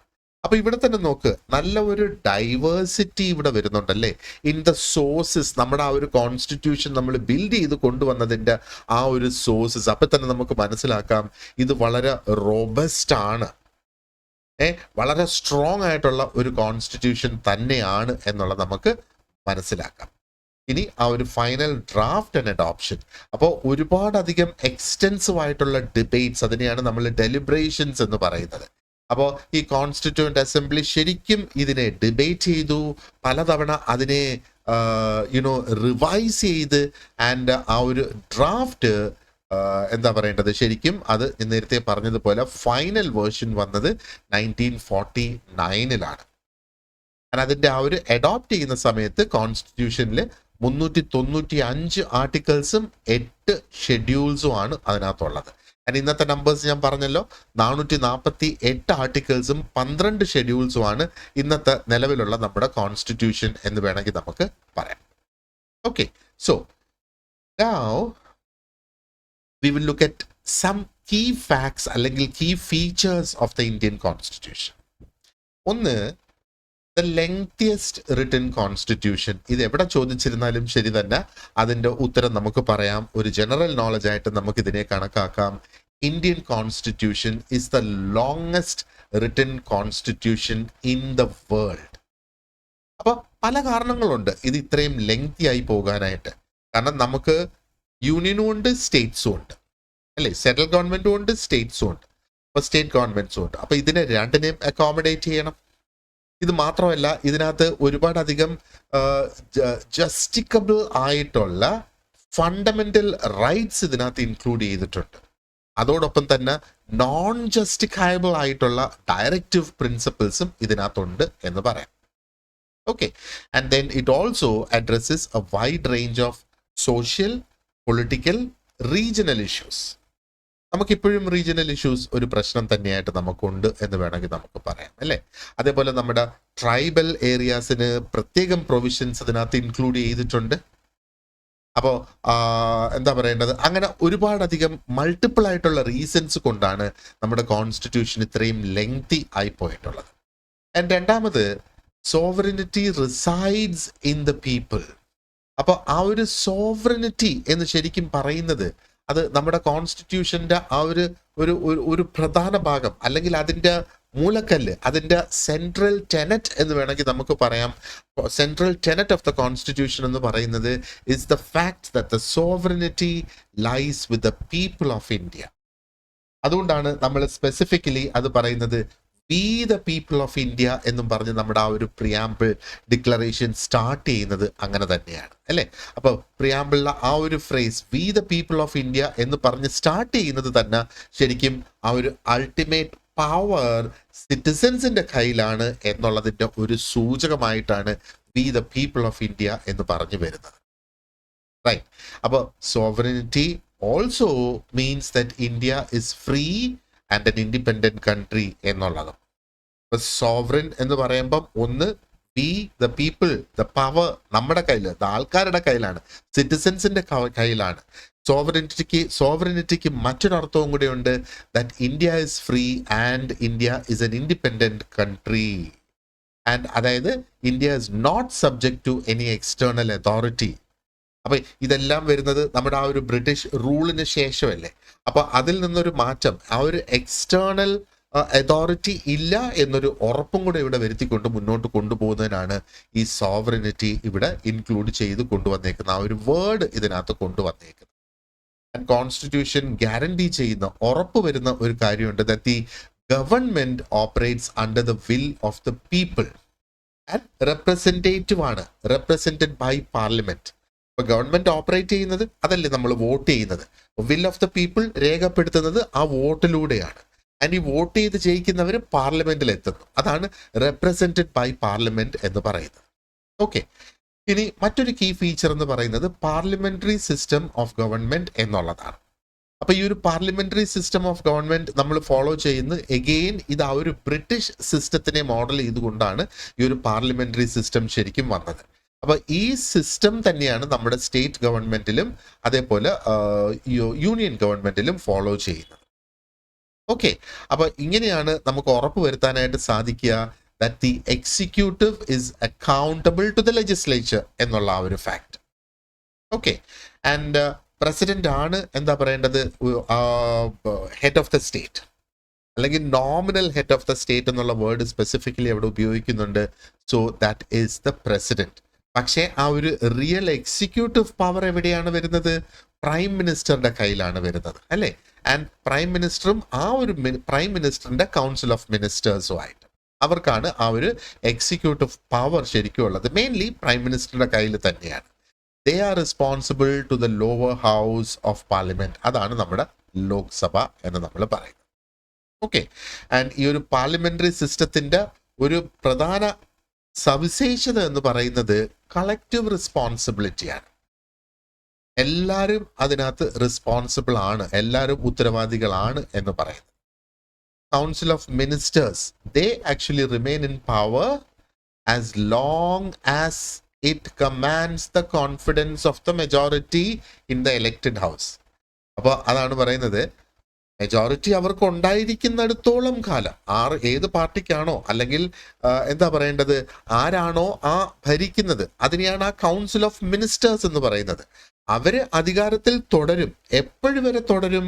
അവർക്ക് പാർലമെന്റിൽ മെജോറിറ്റി ഉള്ള ആ ഒരു എലക്റ്റഡ് ഹൗസിൽ, അത് ഏത് ഹൗസിലായിരുന്നാലും ശരി തന്നെ, അവിടെ മെജോറിറ്റി ഉള്ളിടത്തോളം കാലം. അപ്പോൾ അവരുടെ മെജോറിറ്റി തെളിയിപ്പിക്കുന്നതിന് വേണ്ടിയിട്ടാണ് ഇടയ്ക്ക് ആ ഒരു നോ കോൺഫിഡൻസ് വോട്ട് ഒക്കെ കൊണ്ടുവരുന്നത്. അപ്പൊ നോ കോൺഫിഡൻസ് വോട്ടിനകത്ത് കോൺഫിഡൻസ് ഇല്ല, മെജോറിറ്റി അവർക്ക് തെളിയിക്കാനായിട്ട് സാധിച്ചില്ല എങ്കിൽ ആ ഗവൺമെന്റ് റിസൈൻ ചെയ്യണം എന്നുള്ളതാണ്. ഓക്കെ. ആൻഡ് അടുത്ത ഒരു കീ ഫീച്ചർ എന്ന് പറയുന്നത് is the quasi federal structure with unitary bias. അപ്പൊ എന്താ ഇതിനകത്ത് ശരിക്കും പറയുന്നത്? ഇപ്പൊ ഇന്ത്യൻ കോൺസ്റ്റിറ്റ്യൂഷൻ ശരിക്കും എസ്റ്റാബ്ലിഷ് എടുത്തേക്കുന്നത് ഒരു ക്വാസി ഫെഡറൽ സ്ട്രക്ചറാണ്. അപ്പോ ഇതിനകത്തൊരു ബ്ലെൻഡ് വരുന്നുണ്ട്. ഓക്കെ, ഫെഡറലിസം വരുന്നുണ്ട്, ആൻഡ് പക്ഷേ അതിനൊരു സ്ട്രോങ് യൂണിറ്ററി ബയാസ് അവിടെ ഉണ്ട് എന്നുള്ളതാണ്. അപ്പോൾ അതെങ്ങനെയാണ് ഉറപ്പുവരുത്തുന്നത്? ഈ പവർ എന്ന് പറയുന്നത് is distributed between the union and state governments. അത് 3 ലിസ്റ്റുകളിലൂടെയാണ് ഇത് ഡിസ്ട്രിബ്യൂട്ട് ചെയ്തേക്കുന്നത്.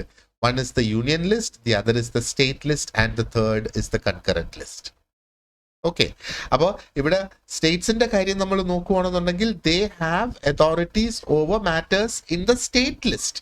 സ്റ്റേറ്റ് ലിസ്റ്റിൽ എന്തൊക്കെയാണോ കാര്യങ്ങൾ പെടുത്തിയിട്ടുള്ളത് അതിനകത്ത് സ്റ്റേറ്റിനാണ് അതിൻ്റെ ആ ഒരു അതോറിറ്റി ഉള്ളത്. ആൻഡ് യൂണിയൻ ഗവൺമെന്റിന് അല്ലെങ്കിൽ സെൻട്രൽ ഗവൺമെന്റിന് ആ ഒരു പ്രീ എമിനൻസ് വരുന്നത് യൂണിയൻ ലിസ്റ്റിലാണ്. അപ്പം നമുക്ക് എന്താ പറയേണ്ടത്, നമ്മുടെ ഇൻ കേസ് ഓഫ് എമർജൻസീസ്, ഒരു എമർജൻസീസ് വരുന്ന ഒരു സിറ്റുവേഷനിൽ union government can actually assume control over state functions. അപ്പം ഒരു എമർജൻസി വരുന്ന സമയത്ത് എന്താ പറയേണ്ടത്, സ്റ്റേറ്റിന്റെ ഫങ്ഷൻസും കൂടെ യൂണിയൻ ഗവൺമെന്റിന് ഏറ്റെടുത്ത് നടത്താം എന്നുള്ളതാണ് പറയുന്നത്. അപ്പൊ അങ്ങനെ വരുമ്പോഴത്തേക്ക് India will then be transformed into a unitary state. അങ്ങനത്തെ ഒരു എമർജൻസി സിറ്റുവേഷൻ വന്നാൽ പിന്നെ ഒരു യൂണിറ്ററി സ്റ്റേറ്റ് ആയി അങ്ങ് മാറും എന്നുള്ളതാണ്. അപ്പൊ ഈ ഒരു സിസ്റ്റം നമുക്ക് എന്തിനാണ് ശരിക്കും ഉള്ളത്? ആ ഒരു റീജിയണൽ ഓട്ടോണമി ഉറപ്പുവരുത്തുക at the same time, and അതേസമയം എന്താ പറയേണ്ടത്, ആ ഒരു നാഷണൽ യൂണിറ്റി അതിനെ സേഫ് ഗാർഡ് ചെയ്യുകയും വേണം. അപ്പോൾ സ്റ്റേറ്റ്സിന്റെ സിസ്റ്റം അവിടെ ഉള്ളപ്പോഴത്തേക്ക് ആ ഒരു റീജിയണൽ ഓട്ടോണമി ഓരോ റീജിയൻസിന്, ഇപ്പൊ കേരളത്തിൻ്റെതായ ഒരു രീതിയിൽ കേരളത്തിന് പ്രവർത്തിക്കാനായിട്ട് കഴിയുന്നത് ഈ ഒരു റീജിയണൽ ഓട്ടോണമി ഉള്ളത് കൊണ്ടാണ്. പക്ഷേ at the same time national യൂണിറ്റിയെ സേഫ് ഗാർഡ് ചെയ്യുകയും വേണം. സ്റ്റേറ്റ്സ് തങ്ങളിൽ പിരിഞ്ഞ് പ്രത്യേക ഒരു രാജ്യമായി പോകാനൊന്നും കഴിയില്ലല്ലോ. പക്ഷെ എമർജൻസീസ് വരുന്ന സമയത്ത്, സ്പെസിഫിക്കലി നാഷണൽ എമർജൻസി ആണെങ്കിൽ അത് ആർട്ടിക്കിൾ 352 പറയുന്നുണ്ട്. പ്രസിഡന്റ് റൂള് വരാം, ആർട്ടിക്കിൾ 356 പറയുന്നുണ്ട്. ഇനി ഒരു ഫൈനാൻഷ്യൽ എമർജൻസി കൊണ്ടുവരാനായിട്ട് സാധിക്കും, ആർട്ടിക്കിൾ 360 അതിന്റെ ഡീറ്റെയിൽസ് പറയുന്നത്. അപ്പോൾ ഈ സിറ്റുവേഷനിൽ എന്തൊക്കെയാണ്? ഒന്നിൽ പ്രസിഡന്റിന്റെ റൂൾ ഏർപ്പെടുത്തേണ്ട വരുന്ന ഒരു എമർജൻസി ആയിട്ട് വന്നു, അല്ലെങ്കിൽ ഒരു നാഷണൽ എമർജൻസി വന്നു, ഇനി അതല്ലെങ്കിൽ ഒരു ഫൈനാൻഷ്യൽ എമർജൻസി വന്നു എന്നുള്ള ആ ഒരു സിറ്റുവേഷൻ വരുവാണെന്നുണ്ടെങ്കിൽ യൂണിയൻ ഗവൺമെന്റിന് ശരിക്കും ഓവർ റൈഡിങ് പവേഴ്സ് അവർക്ക് കിട്ടും. അവർക്ക് സ്റ്റേറ്റ് ഗവൺമെന്റിന്റെ പവർ മൊത്തം അവർക്ക് അങ്ങ് ഓവർ റൈഡ് ചെയ്ത് ഏറ്റെടുക്കാനായിട്ട് സാധിക്കും. സ്റ്റേറ്റ് ഗവൺമെന്റിന് അന്നേരം ആ പവേഴ്സ് ഉണ്ടാകില്ല എന്നുള്ളതാണ്. ഇനി മറ്റൊരു കീ ഫീച്ചർ എന്ന് പറയുന്നത് is blend of rigidity and flexibility. അപ്പൊ ഇത് ഒരു വളരെ ഡിസ്റ്റിങ്വിഷിംഗ് ആയിട്ടുള്ള ഒരു ക്യാരക്ടറിസ്റ്റിക് എന്ന് വേണമെങ്കിൽ നമുക്ക് പറയാം നമ്മുടെ കോൺസ്റ്റിറ്റ്യൂഷൻ്റെത്. അതായത് അതിൻ്റെ ആ ഒരു balance of rigidity and flexibility. Rigidity എന്ന് പറഞ്ഞാൽ നമുക്ക് ഒട്ടും അതിനെ മാറ്റിയോ തിരിക്കാനോ പറ്റാത്ത ഒന്ന് റിജിഡ്, അത് സ്റ്റേബിൾ ആയിട്ട് നിൽക്കുന്നത്. അങ്ങനെ സ്റ്റേബിൾ അല്ല, നമുക്ക് ആവശ്യം അനുസരിച്ച് നമ്മുടെ കോൺസ്റ്റിറ്റ്യൂഷനെ മാറ്റം വരുത്താം. അപ്പോൾ റിജിഡുമാണ്, അറ്റ് ദ സെയിം ടൈം അതിനകത്ത് ഒരു ലെവൽ ഓഫ് ഫ്ലെക്സിബിലിറ്റി അവിടെ ഉണ്ട് എന്നുള്ളതാണ്. അപ്പൊ ഇതിനകത്ത് ചില provisions, specifically those related to the federal structure, fundamental rights, അതിനൊക്കെ ഒരു സ്പെഷ്യൽ മെജോറിറ്റി ഉണ്ടാകണം. And they should be a ratification by half of the state legislature for അമെൻമെന്റ്. അങ്ങനെയുള്ള കാര്യങ്ങൾ അമെൻഡ് ചെയ്യുന്നത് അത് ഈസി അല്ല. അതായത് ചില പ്രൊവിഷൻസ് ഈസി ആയിട്ട് അവർക്ക് അമെൻഡ് ചെയ്യാനായിട്ട് സാധിക്കും. അപ്പോൾ അവിടെ പാർലമെന്റിൽ ഒരു സിമ്പിൾ മെജോറിറ്റി കിട്ടിയാൽ മതി. ഇനി ചില പ്രൊവിഷൻസ്, സ്പെസിഫിക്കലി ചില പ്രൊവിഷൻസ് വിച്ച് റിലേറ്റ് ടു ആ ഫെഡറൽ സ്ട്രക്ചർ, നമുക്കിപ്പോൾ ഒരു ഫെഡറൽ സ്ട്രക്ചർ ഉണ്ടല്ലോ, സെൻട്രൽ ഗവൺമെന്റ് സ്റ്റേറ്റ് ഗവൺമെന്റ് എന്നുള്ള ആ ഒരു സ്ട്രക്ചർ മാറ്റുന്നത് അത്ര ഈസി അല്ല. ഫണ്ടമെന്റൽ റൈറ്റ്സ് മാറ്റുന്നത് അത്ര ഈസി അല്ല. അങ്ങനെയുള്ള സിറ്റുവേഷന് അതിനൊരു സ്പെഷ്യൽ മെജോറിറ്റി ഉണ്ടായിരിക്കണം.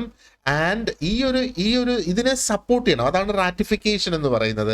ആ half of the state legislature's, ഇപ്പൊ സ്റ്റേറ്റ് അസംബ്ലീസ്, ഈ പകുതി വരുന്ന 50% ഓഫ് ദ സ്റ്റേറ്റ് അസംബ്ലീസ് ഇതിനെ സപ്പോർട്ട് ചെയ്യണമെന്നുള്ളതാണ്. എങ്കിൽ മാത്രമേ ചിലത് മാറ്റാനായിട്ട് സാധിക്കൂ. അപ്പൊ അവിടെയാണ് ആ ഒരു blend of rigidity and flexibility എന്ന് പറയുന്നത്. ഈ ഒരു ബ്ലെൻഡ് ഉള്ളത് കൊണ്ട് തന്നെയാണ് എന്താ പറയേണ്ടത്, ആ കോൺസ്റ്റിറ്റ്യൂഷൻ ആ ചേഞ്ചിങ് സിറ്റുവേഷൻസ് അല്ലെങ്കിൽ ആ ഒരു സർക്കംസ്റ്റൻസസിന് അതിന് അഡാപ്റ്റ് ചെയ്യാനായിട്ട് സാധിക്കും. അത് ഫ്ലെക്സിബിൾ ആണ്, അതിനകത്ത് ചേഞ്ചസ് വരാൻ സാധിക്കും. പക്ഷേ അതിന്റെ കോർ പ്രിൻസിപ്പിൾസിൽ തൊട്ട് കളിക്കുന്നത് പാടാ, അത് ബുദ്ധിമുട്ടാണ്. 50% ഓഫ് ദ സ്റ്റേറ്റ്സ് എന്ന് പറയുമ്പോഴത്തേക്ക് എന്താ പറയണ്ടേ, ഇന്ത്യയിലെ 50% ആൾക്കാരെ റെപ്രസെന്റ് ചെയ്യുന്നതല്ലേ 50% ഓഫ് ദ സ്റ്റേറ്റ്സ്. നമ്മൾ ജസ്റ്റ് ഒരു സിമ്പിൾ മാത്ത് എടുത്താൽ, അപ്പോൾ അത്രയും പേരെങ്കിലും അംഗീകരിച്ചെങ്കിൽ മാത്രമേ അതിനകത്തൊരു ചേഞ്ച് വരുത്താനായിട്ട് കഴിയൂ എന്നുള്ളതാണ്. അപ്പോൾ ഈ ഒരു അമെൻമെന്റ് പ്രോസസ് കംപ്ലീറ്റ് ആയിട്ട് പറഞ്ഞിരിക്കുന്നത് ആർട്ടിക്കിൾ 368 ഓക്കെ. അപ്പോൾ പക്ഷേ അത് അമെൻഡ് ചെയ്യാം, കോൺസ്റ്റിറ്റ്യൂഷന് ഇവോൾവ് ചെയ്യാം. അപ്പൊ എവല്യൂഷൻ എങ്ങനെയാണ് കോൺസ്റ്റിറ്റ്യൂഷൻ നടക്കുന്നത്? നമ്മുടെ സൊസൈറ്റിയിൽ ചേഞ്ചസ് വരുമ്പോഴത്തേക്ക്, പൊളിറ്റിക്കൽസിൽ ആയിട്ടുള്ള ചേഞ്ചസ് വരുമ്പോഴത്തേക്ക്, അല്ലെങ്കിൽ എക്കണോമിക് ഷിഫ്റ്റ് ഉണ്ടാകുന്ന ആ ഒരു സമയത്ത്, പക്ഷെ ആ ഒരു കോൺസ്റ്റിറ്റ്യൂഷൻ നമുക്ക് ഉറപ്പ് തരുന്ന ആ ഒരു ടൈപ്പ് ഓഫ് സ്റ്റെബിലിറ്റി ഉണ്ടല്ലോ, ഫണ്ടമെന്റൽ റൈറ്റ്സ് പോലെയൊക്കെയുള്ള സംഗതികൾ, അതിനെ എഫക്റ്റ് ചെയ്യാതെ അത് ചേഞ്ച് ചെയ്ത് പോകാം എന്നുള്ളതാണ് അവിടെ ആ പറഞ്ഞു വന്നതിന്റെ അർത്ഥം. ഓക്കെ, അടുത്ത ഒരു കീ ഫീച്ചർ എന്ന് പറയുന്നത് ഇസ് ദി ഫണ്ടമെന്റൽ റൈറ്റ്സ്. അപ്പോൾ ഫണ്ടമെന്റൽ റൈറ്റ് ശരിക്കും പാർട്ട് 3, കോൺസ്റ്റിറ്റ്യൂഷന്റെ പാർട്ട് 3 എന്ന് പറയുന്നത് അതിനകത്ത് മുഴുവനും ഈ ഫണ്ടമെന്റൽ റൈറ്റ്സ് ആണ് ഫോർ ഓൾ സിറ്റിസൺസ്. അതിനകത്ത് റൈറ്റ് ടു ഇക്വാലിറ്റി ഉണ്ട്, റൈറ്റ് ടു ഫ്രീഡം ഉണ്ട്, ഫ്രീഡം ഓഫ് റിലിജൻ ഉണ്ട്, ഓക്കെ, ഫ്രീഡം ഓഫ് റിലിജൻ ഉണ്ട്, എഡ്യൂക്കേഷണൽ റൈറ്റ്സ് ഉണ്ട്, കൾച്ചറൽ റൈറ്റ്സ് ഉണ്ട്, and right to constitutional remedies. നമ്മുടെ റൈറ്റ്സ് കംപ്ലീറ്റ് അവിടെ വരുന്നത് ആ ഒരു പാർട്ട് 3 എന്ന് വേണമെങ്കിൽ നമുക്ക് പറയാം. ഓക്കെ, അപ്പൊ ഈ റൈറ്റ്സ് ഒക്കെ, ദീസ് റൈറ്റ്സ് ആർ ജസ്റ്റിഫയബിൾ. അപ്പോൾ ജസ്റ്റിഫയബിൾ എന്ന് അല്ലെങ്കിൽ ജസ്റ്റിഫയബിൾ എന്ന് പറയുമ്പോഴത്തേക്ക് എന്താ അതിന്റെ അർത്ഥം? ഇൻഡിവിജ്വൽസിന്, വ്യക്തികൾക്ക് they can approach courts if their rights are violated. അപ്പൊ ഈ റൈറ്റ്സിന്റെ ഒരു പ്രത്യേകത അതാണ്, ജസ്റ്റിഫയബിൾ അല്ലെങ്കിൽ ജസ്റ്റിഫയബിൾ എന്നൊക്കെ വേണമെങ്കിൽ നമുക്ക് പറയാം. അപ്പോൾ അതിന്റെ അർത്ഥം ആ ഒരു റൈറ്റ്, ഇപ്പം എൻ്റെ ഫണ്ടമെന്റൽ റൈറ്റ് വയലേറ്റ് ചെയ്യപ്പെട്ടു എന്ന് എനിക്ക് തോന്നിയാൽ എനിക്ക് കോടതിയെ സമീപിക്കാം എൻ്റെ ആ റൈറ്റ് എസ്റ്റാബ്ലിഷ് ചെയ്തെടുക്കുന്നതിന് വേണ്ടിയിട്ട്. അപ്പോൾ ഇവിടെ സുപ്രീം കോടതിക്കും ഹൈക്കോടതിക്കും they have the powers of judicial review to protect these rights. ഈ റൈറ്റ്സ് പ്രൊട്ടക്ട് ചെയ്യുന്നതിന് ജുഡീഷ്യൽ റിവ്യൂ പവേഴ്സ് ഹൈക്കോർട്സിനും സുപ്രീം കോർട്സിനും ഉണ്ട് എന്നുള്ളതാണ്. Okay, and number 7 is directive principles of state policy. അപ്പോൾ സ്റ്റേറ്റ് പോളിസിയുടെ ഡയറക്റ്റീവ് പ്രിൻസിപ്പിൾസ് അത് മറ്റൊരു കീ ഫീച്ചർ ആണ്. അപ്പോൾ ഈ ഡയറക്റ്റീവ് പ്രിൻസിപ്പിൾസ് എന്ന് പറയുന്നത് is in part 4 of the constitution. Okay, അപ്പോൾ ഇതിന്റെ പ്രധാന എയിം എന്ന് പറയുന്നത് is to promote social and economic democracy. ആ ഒരു ഡെമോക്രാറ്റിക് ആയിട്ട് തന്നെയല്ലേ നമ്മുടെ രാജ്യം പ്രവർത്തിക്കേണ്ടത്. ഇത് പക്ഷേ നോൺ ജസ്റ്റിഫയബിൾ ആണ് എന്ന് പറഞ്ഞാൽ ഇതിനെതിരെ കോടതിയിൽ പോകാനായിട്ട് സാധിക്കില്ല. But what happens is they guide the state in making policies. സ്റ്റേറ്റിന് പോളിസീസ് ഉണ്ടാക്കാനായിട്ടുള്ള ഗൈഡൻസ് അവിടെ ലഭിക്കുന്നു. And this actually promotes a welfare state എന്നുള്ളതാണ്. ഓക്കെ, ആൻഡ് മറ്റൊന്ന് single citizenship is again another key feature of the Indian constitution. അപ്പൊ ഇവിടെ ഒരുപാടധികം federal സ്റ്റേറ്റ്സിൽ നമ്മൾ നോക്കുകയാണെന്നുണ്ടെങ്കിൽ ഡുവൽ സിറ്റിസൺഷിപ്പിന്റെ ആ ഒരു ഓപ്ഷൻ ഉണ്ട് അല്ലെ. പക്ഷേ ഇന്ത്യൻ കോൺസ്റ്റിറ്റ്യൂഷൻ ആക്ച്വലി സിംഗിൾ സിറ്റിസൺഷിപ്പിനുള്ള ആ ഒരു അധികാരം മാത്രമേ തരുന്നുള്ളൂ എന്നുള്ളതാണ്. അപ്പോൾ നമുക്ക് ആ ഒരു നാഷണൽ ഇൻ്റഗ്രേഷൻ, യൂണിറ്റി ഇതൊക്കെ നിലനിർത്താനായിട്ട് സാധിക്കും എങ്കിൽ മാത്രമേ, അതായത് ഇപ്പൊ കേരളത്തിലുള്ള വ്യക്തിക്ക് മറ്റൊരു സിറ്റിസൺഷിപ്പും തമിഴ്നാട്ടിലുള്ള വ്യക്തിക്ക് മറ്റൊരു സിറ്റിസൺഷിപ്പും അല്ലല്ലോ, എല്ലാവർക്കും ഈക്വൽ സിറ്റിസൺഷിപ്പ് അല്ലേ ഉള്ളത്, എങ്കിൽ മാത്രമേ എല്ലാവർക്കും ഒരേ റൈറ്റ്സും ഒരേ ഡ്യൂട്ടീസുമാണ് എന്ന് ഉറപ്പുവരുത്താനായിട്ട് സാധിക്കുള്ളൂ. ആൻഡ് മറ്റൊരു കീ ഫീച്ചർ എന്ന് പറയുന്നത് independent judiciary and judicial review is also a key feature here. അപ്പോൾ ഈ കോൺസ്റ്റിറ്റ്യൂഷൻ മറ്റൊരു സംഗതി ഉറപ്പ് തരുന്നത് ഇസ് ആൻ ഇൻഡിപെൻഡന്റ് ജുഡീഷ്യറി എന്നുള്ളതാണ്. അപ്പോൾ ഈ ജുഡീഷ്യറി എന്ന് പറയുന്നത് they are free from legislative അല്ലെങ്കിൽ എക്സിക്യൂട്ടീവ് ഇന്റർഫിയറൻസ്. ലെജിസ്ലേറ്റീവ് ഇന്റർഫിയറൻസും കഴിയില്ല, എക്സിക്യൂട്ടീവ് ഇന്റർഫിയറൻസും കഴിയില്ല. അത് അങ്ങനെ ആർക്കും എന്താ പറയേണ്ടത്, ജുഡീഷ്യറിയിൽ ഇന്റർഫിയർ ചെയ്യാനായിട്ട് സാധിക്കില്ല. കോടതികളിൽ ഇന്റർഫിയർ ചെയ്യാനായിട്ട് സാധിക്കില്ല എന്നുള്ളതാണ്. കോൺസ്റ്റിറ്റ്യൂഷൻ ആക്ച്വലി അത് ജുഡീഷ്യറിയെ ഇൻഡിപെൻഡന്റ് ആയിട്ട് വെക്കുന്നു. പ്രത്യേകിച്ച് നമ്മൾ സുപ്രീം കോർട്ടിന്റെ കാര്യം നോക്കുകയാണെന്നുണ്ടെങ്കിൽ ദേ have the power of judicial review. Judicial review എന്ന് പറയുമ്പോഴത്തേക്ക് എന്താ, it allows or it gives the Supreme Court the right to strike down any law that violates the Constitution. അപ്പോൾ കോൺസ്റ്റിറ്റ്യൂഷനെ വയലേറ്റ് ചെയ്യത്തക്ക രീതിയിൽ ഏതെങ്കിലും ഒരു നിയമം എവിടെയെങ്കിലും പാസ്സായാൽ സുപ്രീം കോടതിക്ക് ആ ഒരു നിയമം അത് കോൺസ്റ്റിറ്റ്യൂഷണൽ വയലേഷൻ ആണെന്ന് കാണിച്ച് അതിനെ റദ്ദ് ചെയ്യാൻ സാധിക്കും. അതാണ് ജുഡീഷ്യൽ റിവ്യൂ പവേഴ്സ് എന്ന് പറയുന്നത്. അപ്പം ഇൻഡിപെൻഡന്റ് ജുഡീഷ്യറി എന്ന് പറഞ്ഞാൽ ഈ judiciary is not controlled by the executive or the legislature. അപ്പൊ ഇത് നമ്മുടെ സർക്കാർ ഉദ്യോഗസ്ഥരും അല്ല കൺട്രോൾ ചെയ്യുന്നത്. ഓഫ്കോഴ്സ് ജുഡീഷ്യറി ഗവൺമെന്റ് ഓഫീസേഴ്സ് തന്നെയാണ്, പക്ഷേ വേറെ ആർക്കും ജുഡീഷ്യറിക്ക് മുകളിൽ കൺട്രോൾ ഇല്ല എന്നുള്ളതാണ്. ഓക്കെ. ആൻഡ് അടുത്ത ഒരു കീ ഫീച്ചർ എന്ന് പറയുന്നത് അത് ഫണ്ടമെന്റൽ ഡ്യൂട്ടീസ്. അപ്പൊ ഈ ഫണ്ടമെന്റൽ ഡ്യൂട്ടീസ് ശരിക്കും 42nd അമെൻമെന്റിലാണ് ഇത് ആഡ് ചെയ്തിട്ടുള്ളത്. ഇമ്പോർട്ടൻ്റ് ആയിട്ടുള്ള ഒരു പോയിന്റ് ആണിത്. 1976 ഇത് ആഡ് ചെയ്യുന്നത്. അപ്പോൾ ഈ ഡ്യൂട്ടീസ്, ഫണ്ടമെന്റൽ ഡ്യൂട്ടീസ്, നമ്മൾ ഓരോരുത്തരും ചെയ്യേണ്ട ഡ്യൂട്ടീസ് ആണ് ഫണ്ടമെന്റൽ ഡ്യൂട്ടീസ്. ഇത് നമ്മുടെ ഓബ്ലിഗേഷൻ ആണ്. സിറ്റിസൻസ് എന്ന നിലയിൽ നമ്മൾ തിരിച്ച് രാജ്യത്തോട് ചെയ്യേണ്ട ചില കടമകളാണ് എന്നുള്ളത്. അപ്പൊ ഇത് ഫണ്ടമെന്റൽ ഡ്യൂട്ടീസ് എന്ന് പറയുമ്പോഴത്തേക്ക് ഇത് ലീഗലി എൻഫോഴ്സിബിൾ അല്ല. നിയമം കൊണ്ട് ഇതിനെ അനുസരിപ്പിക്കാനായിട്ട് സാധിക്കില്ല. പക്ഷെ ഓരോ മനുഷ്യനും ഒരു ഇന്ത്യൻ സിറ്റിസൺ ആകുന്നതോടുകൂടി അവരുടെ ബാധ്യതയാകുന്നു, അവരുടെ കടമയാകുന്നു എന്താ പറയേണ്ടത്, ഇത് എൻഫോഴ്സ് ചെയ്യുക എന്നുള്ളത്. അപ്പോൾ ആ ഒരു റെസ്പോൺസിബിൾ ആയിട്ടുള്ള സിറ്റിസൺഷിപ്പ് അത് നിലനിർത്തി കൊണ്ടുപോവുക. അപ്പൊ നമുക്ക് national integrity, national harmony, unity ഒക്കെ മെയിൻറ്റെയിൻ ചെയ്തു പോകുന്നതിന് വേണ്ടി ഓരോ മനുഷ്യനും ചെയ്യേണ്ട ചില കാര്യങ്ങൾ ഓരോ മനുഷ്യരിൽ നിന്ന് പ്രതീക്ഷിക്കുന്നു, ഓരോ ഇന്ത്യൻസിൽ നിന്ന് പ്രതീക്ഷിക്കുന്നു. അതാണ്. ഓക്കെ. അടുത്ത ഒരു പോയിന്റ് എന്ന് പറയുന്നത് സെക്യുലറിസം ആണ്. അപ്പൊ ഇന്ത്യ ഒരു സെക്യുലർ സ്റ്റേറ്റ് ആണ് അല്ലെ. അതിന്റെ അർത്ഥം there is no state religion in India എന്നുള്ളതാണ്. എല്ലാ റിലിജൻസിനെയും ഈക്വൽ ആയിട്ട് ഇന്ത്യയിൽ കണക്കാക്കപ്പെടുന്നു എന്നാണ്. അപ്പൊ കോൺസ്റ്റിറ്റ്യൂഷണൽ ആയിട്ട് നമുക്ക് കിട്ടിയിട്ടുള്ള ആ ഒരു ഗ്യാരണ്ടിയാണ് ഫ്രീഡം ഓഫ് റിലിജൻ എന്നുള്ളത്. അതുകൊണ്ടാണ് നമുക്ക് ഓരോരുത്തർക്കും നമുക്ക് ഇഷ്ടപ്പെട്ട റിലിജൻ അല്ലെങ്കിൽ നമുക്ക് ഓരോ റിലിജനും ഒരു നിയമ തടസ്സമില്ലാതെ നമുക്ക് പ്രാക്ടീസ് ചെയ്തു പോകാനായിട്ട് കഴിയും. നമുക്ക് നമ്മുടെ സ്വന്തം റിലിജനെ പ്രൊഫസ് ചെയ്യാനായിട്ട് കഴിയും. ആൻഡ് അതേപോലെ ആ സ്വന്തം റിലിജനെ പ്രൊപ്പഗേറ്റ് ചെയ്യാനും ഉള്ള ആ ഒരു അധികാരം തന്നിട്ടുണ്ട് ആ റൈറ്റ്, ആ സെക്യുലറിസത്തിന്റെ ഭാഗമായിട്ട്. അത് ഇനി മറ്റൊന്ന്, നമ്മുടെ കോൺസ്റ്റിറ്റ്യൂഷന് ഒരു അമെൻമെന്റ് പ്രൊസീജിയർ ഉണ്ട് എന്നുള്ളത് തന്നെ കോൺസ്റ്റിറ്റ്യൂഷന്റെ ഒരു കീ ഫീച്ചറാണ്. അതാണ് ആർട്ടിക്കിൾ 368 എന്ന് പറയുന്നത്. ആർട്ടിക്കിൾ 368 കോൺസ്റ്റിറ്റ്യൂഷൻ തന്നെ എങ്ങനെ അമെൻഡ് ചെയ്യാം എന്നുള്ളതിനെ കുറിച്ചാണ് ശരിക്കും അവിടെ പറയുന്നത്. അപ്പോഴാണ് ഞാൻ നേരത്തെ പറഞ്ഞതുപോലെ ഉള്ള ആ ഒരു ഫ്ലെക്സിബിലിറ്റി ഒക്കെ നമുക്ക് ഉറപ്പുവരുത്താനായിട്ട് സാധിക്കുന്നു എന്നുള്ളത്. അപ്പൊ ചില അമെൻമെന്റ്സ് സിമ്പിൾ ആണ്, അതിനൊരു സിമ്പിൾ പാർലമെന്റ് മെജോറിറ്റി മാത്രം മതി. മെജോറിറ്റി എന്ന് പറയുമ്പോഴത്തേക്ക് മെജോറിറ്റി ആണല്ലോ എപ്പോഴും ഭരിക്കുന്നത്. അപ്പോൾ ആ ഭരണകക്ഷിയുടെ ഒരു ഒരു അപ്രൂവൽ മാത്രം മതി. പക്ഷേ ചിലതിന് എന്താ പറയേണ്ടത്, ഒരു സ്പെഷ്യൽ മെജോറിറ്റിയുടെ ആവശ്യമുണ്ട്. And at the same time ആ ഒരു ratification of the state legislature's അതും അവിടെ വേണം. എങ്കിൽ മാത്രമേ എന്താ പറയേണ്ടത്, ചില കാര്യങ്ങൾ ചേഞ്ച് ചെയ്യാനായിട്ട് സാധിക്കും. ഓക്കെ, അപ്പോൾ ഈ ഒരു പാർട്ട് നമുക്കിവിടെ വൈൻഡ് അപ്പ് ചെയ്യാം. ആൻഡ് അടുത്ത പാർട്ടിൽ സ്റ്റാർട്ട് ചെയ്യുമ്പോഴത്തേക്ക് വി വിൽ ലുക്ക് അറ്റ് നമ്മുടെ കോൺസ്റ്റിറ്റ്യൂഷൻ ഡെവലപ്പ് ചെയ്യുന്നതിനകത്ത് ആരൊക്കെയായിരുന്നു അവിടുത്തെ കീ ഫിഗേഴ്സ് എന്നുള്ളത് നമുക്കൊന്ന് ഡിസ്കസ് ചെയ്തുകൊണ്ട് സ്റ്റാർട്ട് ചെയ്ത് പിന്നെ നമുക്ക് ആർട്ടിക്കിൾസിലും എന്താ പറയേണ്ടത് സെക്ഷൻസിലൂടെയൊക്കെ ഒന്ന് കടന്നു പോകാം. Alright.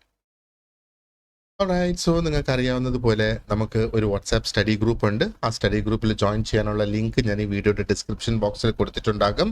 And at the same time നമ്മൾ ഒരു ചെറിയ ഫീസിന് ഒരു ഗോൾഡ് ബാച്ചും കൂടെ കണ്ടക്ട് ചെയ്യുന്നുണ്ട്. അപ്പോൾ ഈ ഗോൾഡ് ബാച്ചിൽ ജോയിൻ ചെയ്യുന്നവർക്ക് നിങ്ങൾക്ക് ഇതിൻ്റെ കംപ്ലീറ്റ് നോട്ട്സ് കിട്ടും. പ്രിൻറ്റ് ചെയ്യത്തക്ക രീതിയിലുള്ള നോട്ട്സ് നിങ്ങൾക്ക് ഡൗൺലോഡ് ചെയ്തെടുക്കാം. ആൻഡ് നമുക്ക് ക്വിസസ് ഉണ്ട്, മോക്ക് ടെസ്റ്റ് ഉണ്ട്, എന്താ പറയേണ്ട മോഡൽ എക്സാംസ് ഉണ്ട്, ലൈവ് ക്ലാസ്സസ് ഉണ്ട്. അതെല്ലാം ഉൾപ്പെടുത്തിക്കൊണ്ടുള്ള ആ ഒരു ക്ലാസ് തന്നെയാണ് നമ്മൾ മുമ്പോട്ട് കൊണ്ടുപോകുന്നത്. കീപ്പ് ഇൻ മൈൻഡ്, ഇനി വളരെ കുറച്ച് ദിവസം മാത്രമേ ഉള്ളൂ നമ്മുടെ ഈ ഒരു പ്രിപ്പറേഷൻ സക്സസ്ഫുൾ ആക്കി എടുത്ത് നമുക്ക് കൊണ്ടുവരുന്നതിന് വേണ്ടിയിട്ട്. So I strongly recommend that you join the gold batch. And ഈ ഒരു ചാനൽ ഇതുവരെ സബ്സ്ക്രൈബ് ചെയ്തിട്ടില്ലെങ്കിൽ I humbly request you to subscribe. So അതാണ് ഞങ്ങൾക്കൊരു പ്രചോദനം കൂടുതൽ വീഡിയോസ് ഇവിടെ പബ്ലിഷ് ചെയ്യാനായിട്ട്. Share it, like it, ask your questions, and comments ഉള്ളത് നിങ്ങൾ മെൻഷൻ ചെയ്യുക. Okay, so thank you very much for watching this part, and you have a great day ahead. Thank you.